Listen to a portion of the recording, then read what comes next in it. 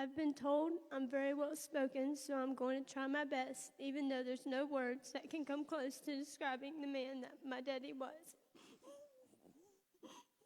Losing your dad at 18 isn't something you plan on doing or even want to think about.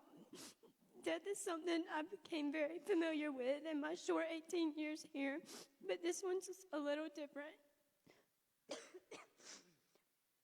Just a couple of days ago, he was filled with so much life and was getting sassy with me on the phone because I didn't call him back fast enough. And if you knew my daddy, you knew he would let you know if there was something that he didn't like. And I say that to say, if I didn't get up here and speak about my daddy's life, I think he might get sassy with me one more time.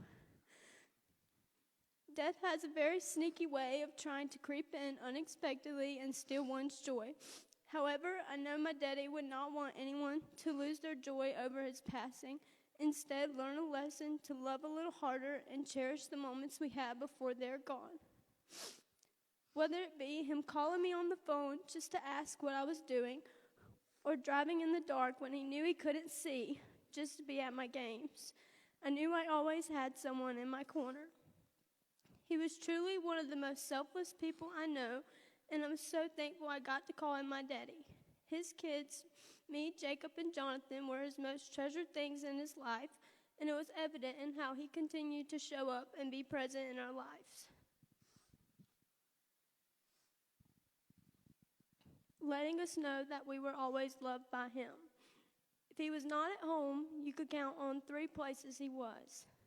Up in Chesney, working on something with Jonathan and seeing his grandbaby Kason, at one of my games, or hanging out with Jacob.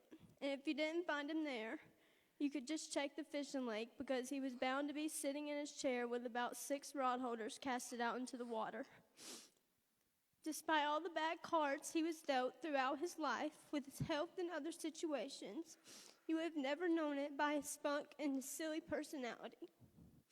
I remember him telling me after I got into a car crash, "Kara, if you would have went on, they would have had to put me in there right beside you."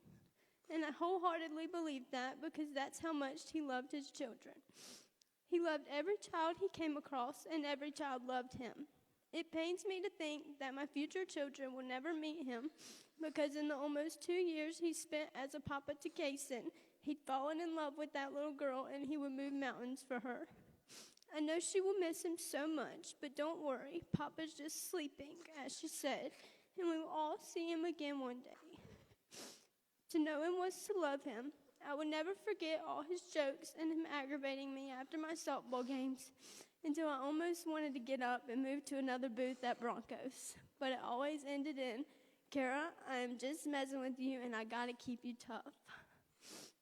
I knew I could always count on looking over from center field and seeing him sitting in his chair on the right field line with a bag of sunflower seeds and a Dollar General bag with a Gatorade and sunflower seeds for me. Another thing I can always remember about him is anytime his car was acting up, I knew not to take it to a shop because he could fix it on his own and he only trusted himself to fix it. I feel sure if he saw any imperfection in the gates of heaven when he got home, he got his toolbox and went to work. My daddy did not just have one daughter, he had about 8. And he treated all my friends as his own daughters and loved them like he raised them. I remember when all my teammates would all want to ride with my daddy to eat after tournaments and would even want him to sit with us because he was that cool. He would take me and all my friends fishing and aggravate us when we couldn't get the hook out of the fish. He also made sure he never forgot one of my friends in particular some pickled sunflower seeds every single travel ball tournament. He was almost like a friend to my friends, letting them steal his scooter when his foot was messed up and ride it all around the Tiger River ballpark. If you were my friend, you got a 2-in-1 deal because he was your friend too. And my daddy wasn't just my father. He was somebody I could talk to and my biggest supporter and somebody who I could joke with and bicker back and forth. He was somebody who I knew I could count on to say what he means and mean what he says. Whether that be telling me I smelled like a Pine Ridge queen on a Saturday night when I just sprayed perfume, or blatantly telling me what I needed to hear after a game, most of the time being, "What in the world is wrong with you, girl?" But it always ended in, "The hits will come," or "As long as you do better next time, you'll be all right, Goldilocks." I truly believe me, Jacob, or Jonathan could have played the sport he hated the most in the world, and he still would have shown up from start to finish to support us. I know anyone who knew him will never forget him. That's a very hard thing to do. Although my daddy may have passed, the things he taught me and my brothers and many others will never pass. He has molded me into who I am today, and I'm very grateful for that. And I would want him to be my daddy in every life, even if that meant losing him so soon. I know Mammy is going to miss having you there every day when she got home from work and having to fix y'all a little bite for supper, as you would call it. And I'll be sure to mess with Mammy about running all over the country with her sisters just like you did. I will forever be your baby doll and your Goldilocks, and Jacob will always be your Jake, and Jonathan can always be your John Boy. We love you, and I promise I will always be careful to pulling out of Mammy's driveway.